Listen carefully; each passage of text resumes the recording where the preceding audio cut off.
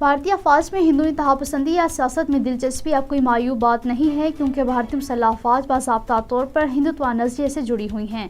2014 میں اقتدار میں آنے کے بعد سے مودی بھارتی فوجی حکام کو RSS کے خیالات اور پالیسیوں کو آگے بڑھانے کی مسلسل ترغیب دے رہا ہے۔ بھارتی افواج کی ہندو انتہا پسندی یا سیاست میں دلچسپی کا اب یہ عالم ہو گیا ہے کہ BJP رہنما بھارتی مسلح افواج کو مودی کی سینا کہہ کر پکارتے ہیں۔ RSS اور BJP حکومت ہمیشہ سے ہی اپنی ہندوتوا پالیسیوں اور نظریے کو آگے بڑھانے کے لیے ایسی ہی ایک پرعزم فوج چاہتی تھی۔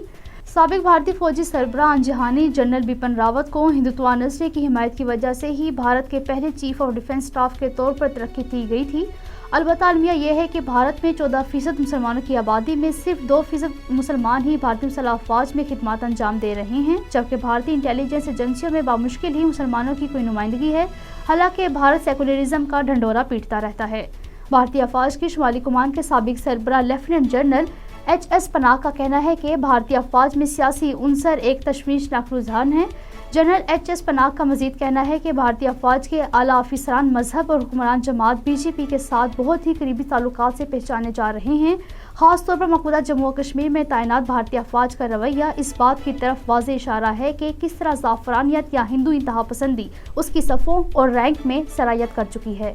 حال ہی میں شائع ہونے والی ایک رپورٹ میں کہا گیا ہے کہ نریندر مودی ہندو انتہا پسند فوجی آفیسران کو نسبتاً اعتدال پسند آفیسران پر ترجیح دے رہے ہیں اور انہیں بھارت میں BJP اور RSS کے ہندوتوا نظریے کو آگے بڑھانے کے لیے ایک ہتھیار کے طور پر استعمال کر رہے ہیں۔ بھارتی پولیس میں بھی BJP کا افریت سر چڑھ کر بول رہا ہے، جس کی نشاندہی اب بھارت کے سب سے بڑے حلیف امریکہ نے بھی حال ہی میں اپنی سالانہ خارجہ امور رپورٹ میں کی ہے، جبکہ BJP کی حکومت والی بھارتی ریاستوں میں ہندوتوا گنڈوں کی جانب سے مسلمانوں کو نماز تراویح پڑھنے سے بھی روکا جا رہا ہے اور بھارتی پولیس ان گنڈوں کے خلاف کارروائی کرنے سے اجتناب کرتی ہے۔ یوں بھارت میں ہندو انتہا پسندی کا نظریہ زور پکڑ رہا ہے۔